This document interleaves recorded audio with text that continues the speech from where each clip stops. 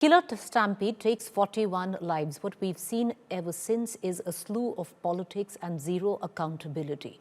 I want to cut across to our panelists this evening. I have with me Mr. Ray Sarvanan, spokesperson DMK, Kovai Satyan, spokesperson AIDMK, Suman C Raman, political analyst, Shekhar Iyer, senior journalist, political analyst. The TVK has refused to be a part of this debate, ladies and gentlemen. I want to quickly cut across first to our political analyst to get a better understanding on what we're actually witnessing. Suman C Raman, the fact is we'd seen rally after rally of the TVK and actor Vijay, and this was something which was always anticipated, that, maybe possibly it was in the coming because the kind of chaos that we'd seen, and especially with what had happened in the last rally where there was one death.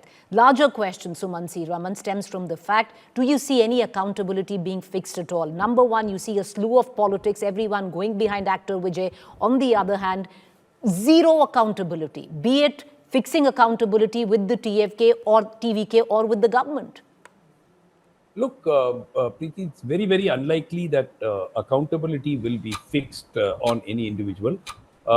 Last time, the very same retired judge carried out an inquiry. The people who were indicted by the commission of inquiry were given promotion.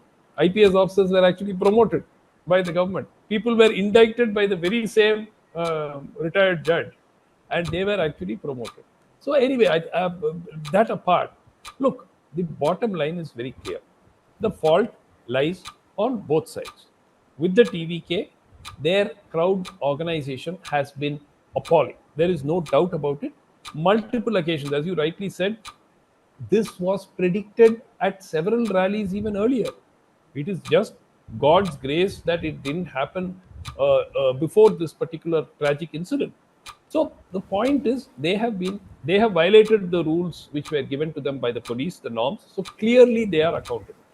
Having said that, the way the state government, the ruling party is trying to portray as if it is only Vijay's fault. No, sir, it is not only Vijay's fault. It is the local administration also totally responsible as well. Look, if the police felt that permission was granted for 10,000 people, 20,000 people have come up, why can't you restrict further entry to the location? Now you can say, Vijay will say then that the government is scared of him. That's a political charge. You have to handle it. You can't say I'm going to allow 40 people to die because Vijay will make some political charges against us. The ruling party in every state is responsible for law and order and crowd control at public events. The buck stops with the state government and the local administration. Vijay and the TVK must be prosecuted and must be brought to book for the various lapses, especially for violating the timing which was allotted to them, right, and the various other criteria. But by Mr. Raman, your time is up. We go over the 2-minute timer. I'll circle back to you on this. Shekhar Iyer, I want to bring you in. Of course, zero accountability fixed. As Suman C Raman says, that was expected. Nothing's really going to happen. But what it's also done, Shekhar Iyer, it's exposed the fault lines which till now at least were hidden where Tamil Nadu politics was concerned. You can openly now see which party stands in this divide. Indeed, Preeti, the unsaid part is this. DMK leadership has been quite rattled by the kind of impact Vijay has been making in the last few months. And particularly after he took to this kind of roadshow, crowds have been coming. Maybe it's largely because they want to see their favorite actor. But at the same time, this particular roadshow was in Karur. Karur is the home ground of a very powerful DMK minister, Senthil Balaji.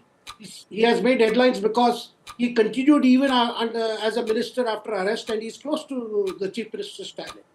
So therefore, all the eyes are on, did the supporters of Senthil Balaji have a role in all those incidents that are being alleged to have taken place and which have been mentioned in the petition that his party has filed in the Madurai bench of the Madras High Court?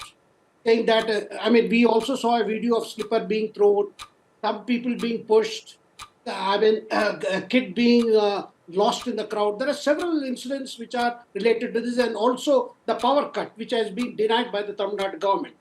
Obviously, but at the same time, you can see one more thing. the DMK leadership is not in a hurry to prosecute Vijay. Lest there, some kind of a sympathy factor starts. Right now, he is seen as a villain of the piece. But they are also very careful not, and that's why Stalin's today video appeal also, not to go for Richard against Vijay without mentioning him, because posters have come up accusing him as some kind of a killer. So the DMK would like to see that this incident is used to curb the influence of TVK, but at the same time, not hurt Vijay personally. I mean, they are being very careful now. That's why they keep saying we will wait for this one-man commission of report. But on the face of it, there have been violations by TVK in the crowd management. But at the same time, the local police administration and civil administration. Fair point. Fair point. Let me take that question to the DMK spokesperson, Mr. Ray Sarvana. Mr. Ray Sarvana, there is no denying that today the TVK is responsible with what went down on Saturday, claiming 41 lives. Responsible, yes, but not wholly responsible, Mr. Sarvanan, because your government, which governs policing, administration, needs to shoulder some of that responsibility too. Yeah, see, if you look at the timeline of the events, if you look at what had happened there, it will clearly establish that this tragedy should be squarely put on the TVK. The only question that remains still unanswered by the TVK cadres or anybody who is trying to throw muck around the state government or the local administration is this: why there was this delay? Why this deliberate delay? Nobody seems to answer that, and this tragedy can be directly attributed to that delay. Their social media handles and their General Secretary, Mr. Busi Anand, claimed that he'll be there at 8:45 and at 12 p.m. at Karur, but he starts only at 9 a.m. So this was a planned one. Probably they were not able to attract this crowd, and this has happened. And at the last point, the ADGP was on record stating that the local DSP was continuously advising the organizers, please don't move further. Do your speech here, do your rally here, probably a few kilometers away from the tragic place. But they refused. They point blankly refused. And all these conspiracy theories peddled by the TVK and everybody who have got cudgels against the state government are proved to be wrong. Everything, there are several media houses which have given a minute by minute blow by account of what had happened, how it went, how it was went to the last minute at the tragic incident. Nothing, there is no foul play here, and these conspiracy theorists and the Chief Minister has warned that these kind of conspiracy theories, they will be dealt with severely. This is a tragic incident, and look at the way they have run to the court. Why have they run to the court? They have run to the court with blatantly false accusations. Mr. Sarvana, nobody is subscribing. Sir, your time is up for 2 minutes. Nobody is subscribing to conspiracy theories. One is only looking at what really happened that day. You say that there were not too many people. That's why he came in late. The sheer fact that the local administration thought that there's going to be a groundswell of people, over 10,000. That is why some extra police personnel was sent. Were those extra police personnel actually enough? Was 500 police personnel enough to contain crowds which were over 20,000? Yes, the TVK is at fault. But the policing, the administration, sir, is equally your domain as well. So nobody is subscribing to right now any conspiracy theories on what happened or was there sabotage. One is plainly looking at a killer stampede that has taken place, and on the virtue of that, who takes accountability? I'll come back to you on that. Kovai Satyan from the AIDMK wants to come in and make a point. Go ahead, sir. Your 2 minutes start now.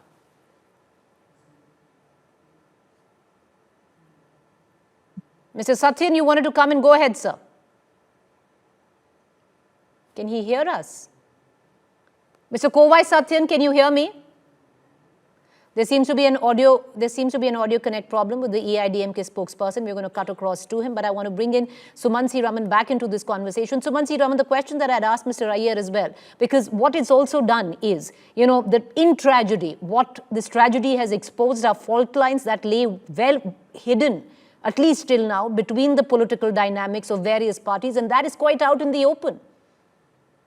Yeah, and I think that it's very, very unfortunate that politics is being played over the lives of 40 people. I mean, this kind of an incident at a political rally has never happened before in Tamil Nadu. And despite that, all that we are seeing, within hours of this incident, there were posters which were put up condemning Vijay. Some of them were from the ruling party itself, saying some students' association and so on. So, what are we talking about? These are the first of all. Let's be very clear, Preeti. Nobody, except absolute conspiracy theorists and all that, who need to be dealt with severely, as the chief minister said, is saying that the DMK caused this.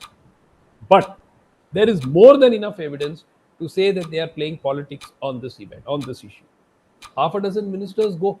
There was a illicit liquor tragedy in Tamil Nadu in Kallakurichi. Nearly 50, 60 people died.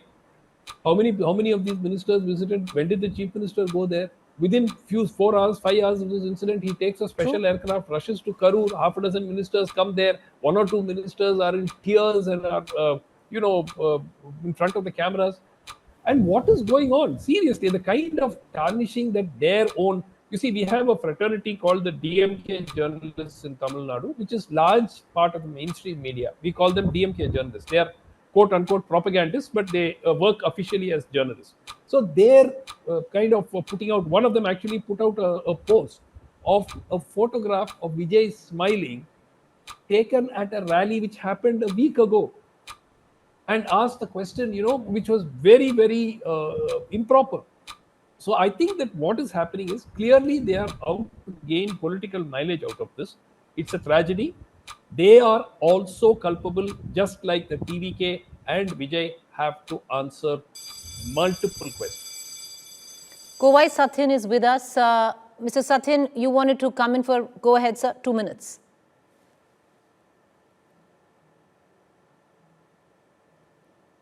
Okay, I think there's an audio problem where Kovai Sathin, every time he wants to come in for an interjection, and then he can't seem to hear me. I'll come to you. I want to bring in Shekhar Iyer into this conversation. Shekhar Iyer, there is a point that Mr. Suman C Raman was making. It's interesting because the huge tragedy happened. The DMK did not quite act with the same amount of alacrity that we have seen them in this. So there is a clear attempt. They've got TVK Vijay on the back foot, who they claim.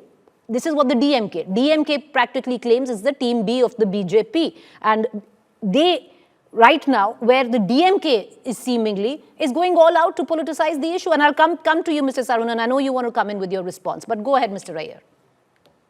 Initially, the DMK was very happy with Vijay's foray into politics because they felt this would divide the opposition votes.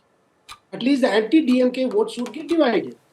But what has happened is, ever since he launched his party 2 years ago, and since then, what we are seeing is he could pose a danger to the DMK itself because of the kind of crowds he has been drawing, and mostly in the age groups of first-time voter to mid-20s or even late 30s. And particularly, he has been attracting a lot of women crowd in all his meetings and rallies.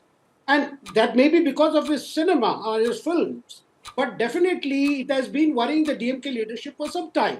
Now, the good part is, Vijay has been declaring himself that he is opposed to BJP and he is opposed to ADMK. ADMK because of its alliance with the BJP, and his political rivalry is with the DMK.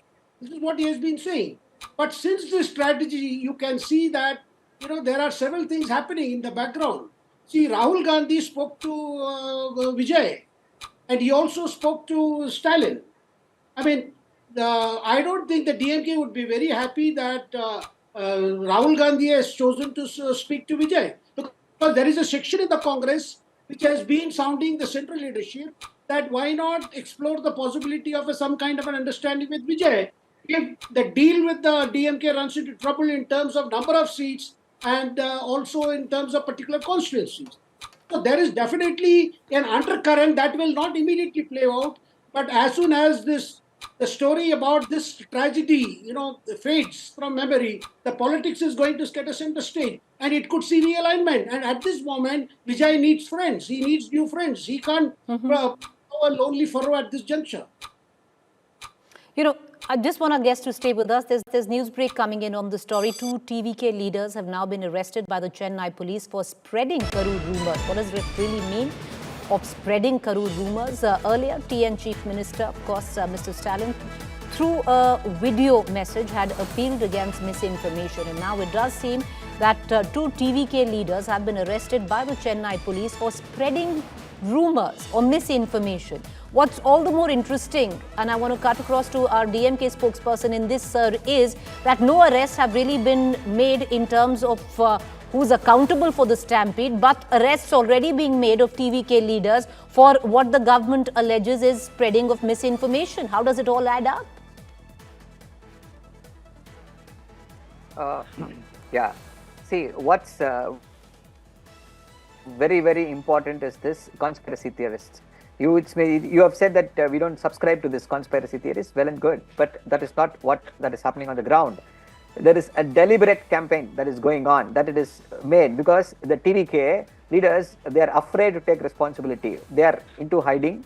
They don't want to come out in the public. And as I told you, they have filed a case with fake and false allegations only so that these conspiracy theories can be propagated out in the open, and the Chief Minister has warned them, but still they have been going on propagating this theories that the DMK is responsible for this and all that. That is the reason action has been followed. See, the one-man commission is inquiring, the police are investigating into an allegation of culpable homicide not amounting to murder, and the most important aspect is this. Every single aspect is on but record. Mr. Sarvana, the larger question in this also is what will a one-man commission actually detail? The larger call is have a bigger commission, have a larger bench. What will and that is something which has been picked up by the BJP as well. What does a one-man commission prove? They feel that it is going to be a DMK stooge. So why did they send Hema Malini to have a report? Why Hema Malini, sir? Yeah, they have sent a commission. They have sent a committee under Hema Malini to inquire into this. Okay. What will the committee do? And there are n number of stampedes where the BJP has not done. See, the BJP has nothing to speak on this. They have no moral right. The states. But Mr. Sarvanan, how do you know? But Mr. Sarvanan, to bring in Hema Malini in this and the committee that they've sent is separate. But the larger demand is that why just a one-man commission? It is not about the one-man commission. She is heading it. To find out ways and means so that these incidents would not happen. It's a fact-finding mission. That is one aspect. The other aspect is the criminal investigation. They have been booked under culpable homicide not amounting to murder. 3 persons have already been named. Madhyalagan, Busi Anand and one more person. They have been TVK Nirmal Kumar. They have been named. So investigation will go on. And if there is evidence, when we find evidence, the long arm of the law will take its course. And now this is something else. So you're trying to create panic, you want to politicize. That's what I'm saying. The TVK is unable to take responsibility, and Mr. Vijay is still silent. He has not come out, he has not met anybody, he has not expressed remorse, nothing has come out. But still, these people, they want to divert everything. They want to ensure that the attention is diverted from their wrongdoings, their misdoings. They propagate false information. All right. So the crackdown has started against this false information. Kovai Satyan from the AIDMK, I think we finally have him. He wants to come in very quickly. Mr. Satyan, make your points, then we need to go into a break. The actions by DMK has not infused confidence. Then every nook and corner of Tamil Nadu, the common men have started to ask questions on the lapses. The lapses this DMK government that led to this fiasco, the way they handled the aftermath of these incidents. Fearing the approach from the common man from all the corners on social media, MK Stalin is so scared he is coming and giving a subtle threat stating that we are monitoring the social media, don't talk anything, we will take action. So he is sending a threat, indirect threat to people not to vouch their point of view or point of opinion. It is in the same debate yesterday, DMK surrounded said there were no lathi charge. And today, police lathi charging. So there's a problem with your audio connect, but okay, I'm going to give 20 seconds to Mr. Saravanan to answer. We're having a problem with your network, sir. Mr. Saravanan, you have 20 seconds before I go into a break. See, when the false informations, the conspiracy theories try to destroy the fabric of the society, of whatever that is there, definitely the government has to intervene, and whatever the allegations Okay. made by the other time that the police has not done the job or not, everything has been clearly explained.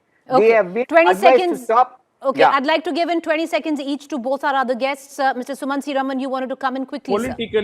Politically, Preeti, I think this is a miscalculation by the DMK to politicize this to the extent they have. A Okay. weakened Vijay is more likely to seek alliances which he had rejected earlier, meaning Right. AIADMK. And mark my words, AIADMK plus Vijay plus PMK will sweep the elections with or without the BJP. All right. I want to quickly give in 20 seconds to Mr. Raya. Go ahead, sir. Make your final points.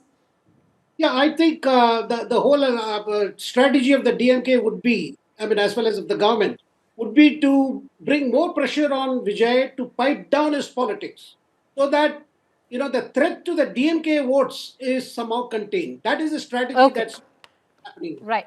We're going to leave it at that. Will actor Vijay be able to bounce back from this setback is something we're going to be looking at very closely. Election still a while away from here on.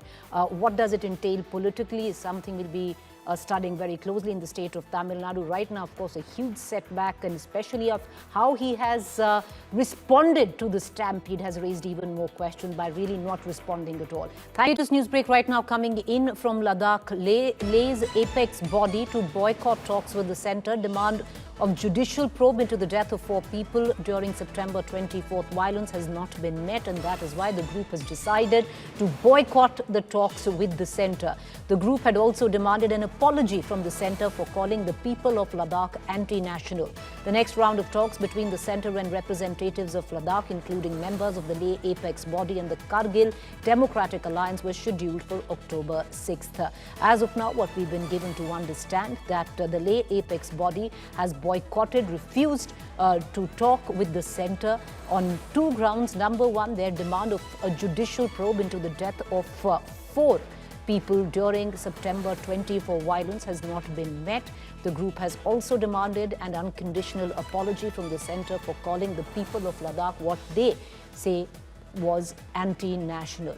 I want to quickly cut across to my colleague Mir Farid, who's going to break it down for us, because clearly Ladakh continues to be on edge. Mir, Leh still in curfew, and the latest coming in that the Leh apex body has decided they are not going to talk to the centre. Break it down for us. What does this mean now? Well, this means deadlock in the coming days. The centre will now have to work hard to restore the confidence, trust of the Ladakhis and especially the apex body on the dialogue process, because I've been here from the last 5-6 days and speaking to a cross section, they say that they have this sense of betrayal. They say that the talks that have happened from the last 4 years have been mostly on peripheral issues.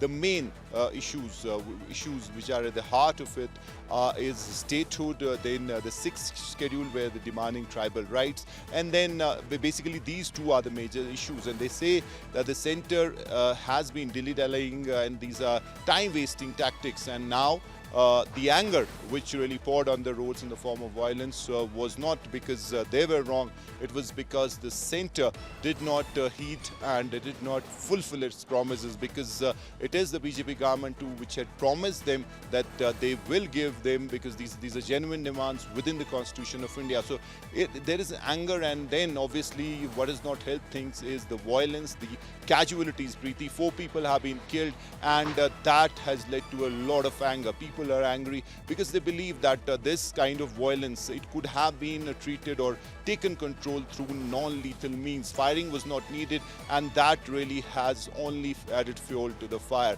And then lastly, the arrest of Sonam Wangchuk, which again they're calling it witch hunt, saying that that again was something that the centre through that send this message to the people that now they'll come down hard.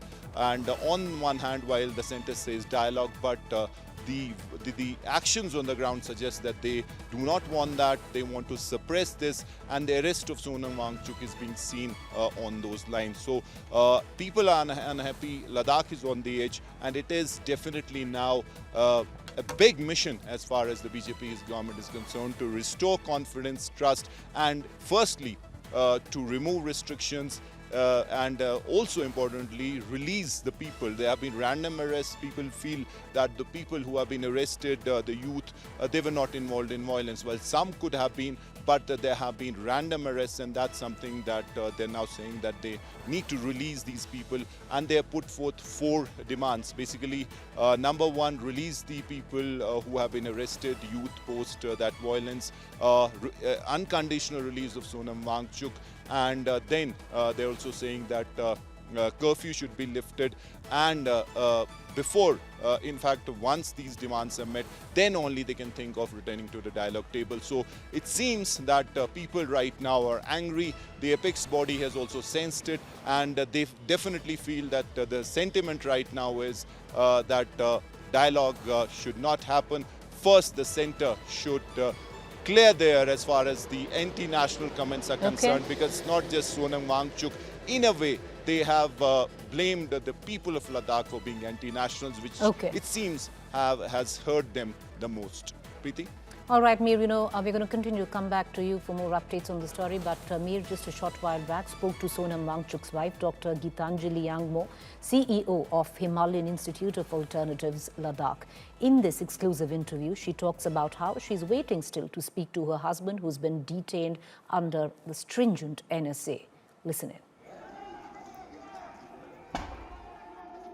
He was very weak after the 15 days of strike, and then to be taken, by the police, it's very, very painful.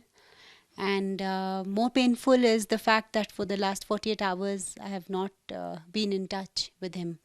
The police here had promised that after the land in Jodhpur, they would make him speak to me, or they would speak to me. But I'm still awaiting the call.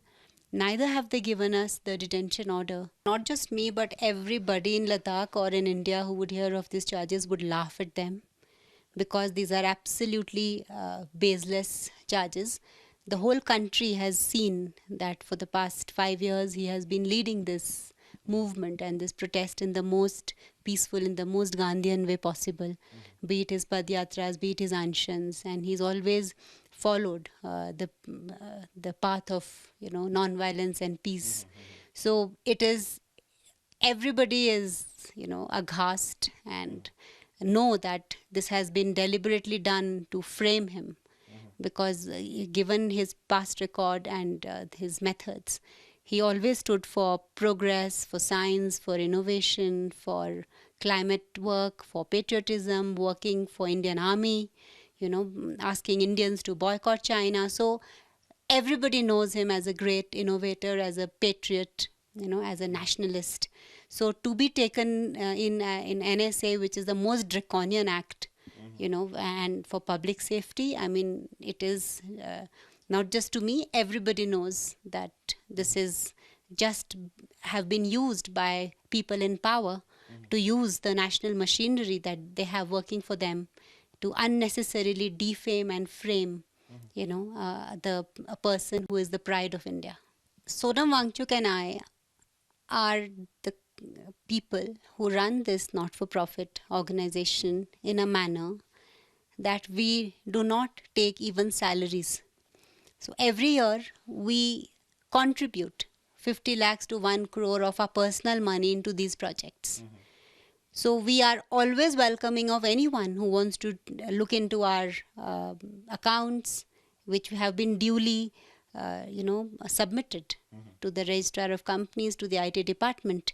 It would be evident that till date, Mr. Sonam Wangchuk would have contributed not less than 5 CR to the projects that he is doing. So when you're giving your own money, then where's the money to launder? And money laundering is, by definition, using hawala and cash transactions and all of that. And our bank statements, which are there with the CBI and with the IT, clearly shows that more than 99% of our transactions happen online through bank transfers. So there is no cash transactions, and when we are putting in our own money, where's the money to launder? So all these are just big words, because a common Indian or a common citizen would not have access to these documents, and he or she would be, suddenly it would be like defamation happening, and they are using it as a smoke screen, using these big words. So it was not a CBI raid. When CBI came here, they said we are fact finding, and we were completely cooperative with them, and we gave them all the documents. And I can have that gentleman, Mr. Vishal, who came here, online to check with him if it was something that was not given to him. So when you have nothing to hide, and when you cooperate and you give all the details, then the only thing, and everybody knows that this is the way they use, as I said, the entire machinery, because they are slowly building up and trying to frame.